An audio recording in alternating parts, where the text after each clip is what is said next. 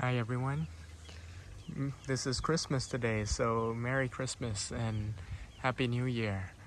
Um, and today's video is a little bit different because I am traveling, but I do have one of my favorite scores of the year, which happened to be one of the last scores of the year.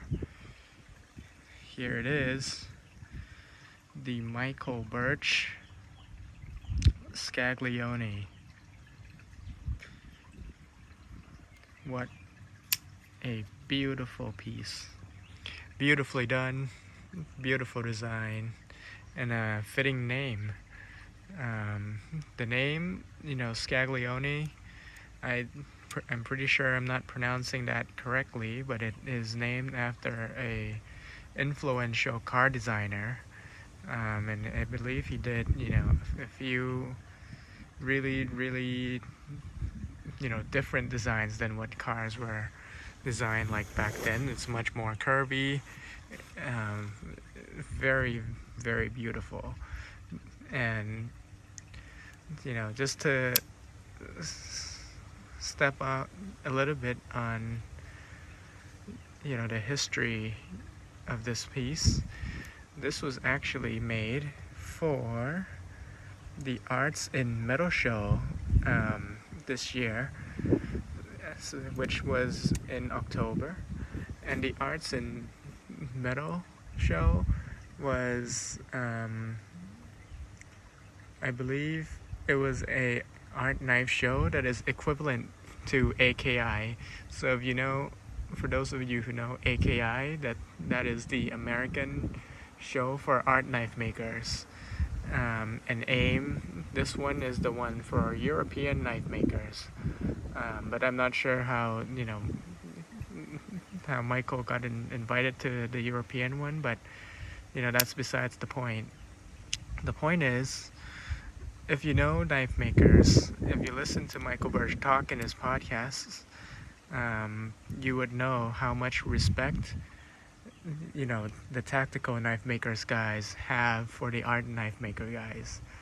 To be in the art knife making league, it's like being in the top of the top. These are the guys where if you're a let's say a football player, and when you're young, you look up to the professional guys in Premier League and La Liga, and you really want to be like them. The art knife makers and the AIM show is in that Premier League level. So a lot of these guys really look up to Michael Burch looks up to all of the makers, which have been well known for a really long time, have been making knives for a really long time. And he was really excited and really honored to be able to join the Arts in Metal show, which he mentions that he was really nervous at other knife makers judging him about the quality of his work. So at first he intended to bring 5 pieces to the show. In fact, he ended up bringing 3 pieces, but those 3 had so much time put into them. And this piece in particular is my favorite piece. It is one of the most complex ones that Michael has ever done. And you can imagine, going into the art knife show and wanting to impress those guys and the collectors. He had to really step it up a notch, and he did. I've owned a few of Michael's knives. This one is by far the most beautiful, the most well-built, the most complex knife out of all of them. So just to talk a little bit about the knife, Michael said, a lot of the art knife guys also have engravings and things like that, but a lot of the engraving, sometimes it's done by the engraving artists, so not by the knife maker themselves. So Michael decided, instead of going that route, he wanted to show people what he can do, what his best skills are like, without, you mentioned using like even Timascus. It might be beautiful, but it is someone else's art, not his own. But anyways, that's just a side note. But if you look at this piece, the Scaglione, this is the first Scaglione, and I think this is one of the most beautiful models that Michael has done. A lot of the knives from Michael, they're built perfectly, but one of the, I guess, like quirks I have is that with Michael's designs, the space that he has for the grind, it even though the knife is sharp, it's still a little bit thick around the edge. So you're not gonna do, the most finest slicing tasks ever. But with this grind, Michael did a beautiful hollow grind on this Damascus steel blade, and it cuts extremely well. And I love this blade shape. It's very utilitarian, but it's still very beautiful. There's some nice curves to it, nice little thumb ramp, no jimping needed. And he even managed to incorporate a beautiful, choyo, which I think works really well with this piece. You can see Michael's logo right there, hidden behind that Damascus, and the pattern is beautiful. But what it excites me even more is the construction of the frame. So the frame is made out of carbon fiber. There is Damascus steel, I guess. I'm not even sure what to call it, but there is a piece of Damascus steel that runs down the middle, and there's the blue venting, which is actually part of the liners. If you look inside, this seems like a tab lock type of situation, but the blue liners run, quite deep.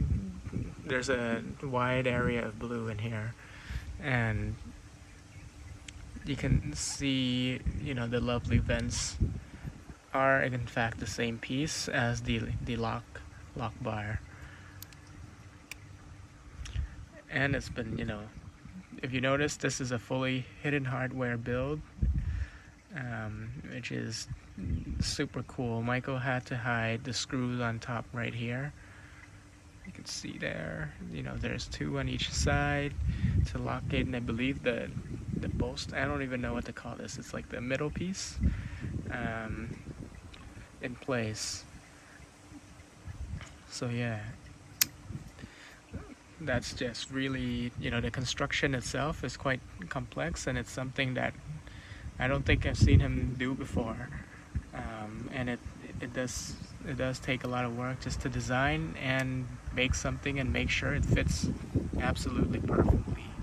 The carbon fiber is really beautiful, very, very well contoured, absolutely no sharp edges anywhere. You can see how the Damascus steel part fits in super well with the carbon fiber, with zero in transition. It just fits in really perfectly. The flipper tab, it's designed to fit right into the frame. Here, look at the lines, perfect lines. And when it's open, again, the flipper tab fits in right in where your finger is holding the knife. So it's really well done. The pivot, there's the lovely custom pivot from Michael. You can see that there's a carbon fiber inlay in the middle with 3 dots with blue anodization, and I believe, yes, carbon fiber pivot collar, which is Michael's own collars. And it's it's just incredible. The pivot on both sides is the same. Really outstanding work. And if you look behind, there's actually that damasteel, which is also etched behind this pivot collar and the pivot, which makes it look even more beautiful. Just absolutely beautiful. As for the vents, you can see that the vents again works really well because you can see the damasteel when closed. The pocket clip even has a vent as well, so you can see through, which is a really lovely touch. Just to show you, you can see through it completely. You can see how, the pocket clip is pretty much hidden except for, the tip of it. Really well done. It's also perfectly aligned. Wonderful. Really, really well done work. And jumping into the backspacer. The backspacer is actually, I heard that the backspacer was one of the most difficult parts to do in the whole knife because Michael had to cut each of these pieces out. Each of these zirconium pieces, I believe it's zirconium, finish it and fit it.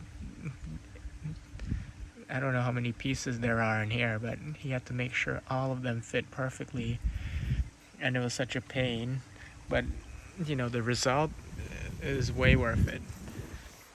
So cool, the inlays all over. Look at this, perfect centering as expected. And because it is not a hybrid, it is a flipper, Michael tunes it really, really well. Compared to my mini Tanto last time, I think the mini Tanto, the blade is a little bit thicker, it's a bit bigger. It flips well because it's very smooth, but the D10 is a little bit weaker on that one. But it flips out nicely. But this one, feels like clockwork. It's super well tuned. You barely touch it, and it opens every single time. Opens hard, and it sounds so precise. The lockup is lovely. Zero stick. It does fall shut in a controlled way, but that action is just, I think this is one of my favorite actions because it is so well controlled. It is perfectly tuned. It is comfortable. It doesn't hurt your finger. It's super, super addicting. And the sound, it's a soft click, and that's just wonderful. I love it to hear that. Really quiet close, because of, probably the carbon fiber chassis. But it just feels so crisp, so perfect, that I just really, really love this action. So yeah, this is by far one of my favorite pieces that I've owned in my collection. Like, the pocket clip works really well. Action is super smooth. The knife can cut extremely well, and it's a complex build. I mean, Michael really nailed this. This is this is just amazing. I hope he would do more of this model because the lines are just so good, and the knife fits in the hand really well, cuts really well, and you can tell that it's Michael's design. Still very unique. And yeah, I mean, I think Michael has really been stepping his game up recently, and really, really appreciate what he's doing. The knives are extremely solid, work all the time, and Yep, he's a really great guy, and he has a really solid following on his designs. So yes, hope everyone enjoys Christmas and have a happy new year to next year. Thank you everyone for watching, and see you next year.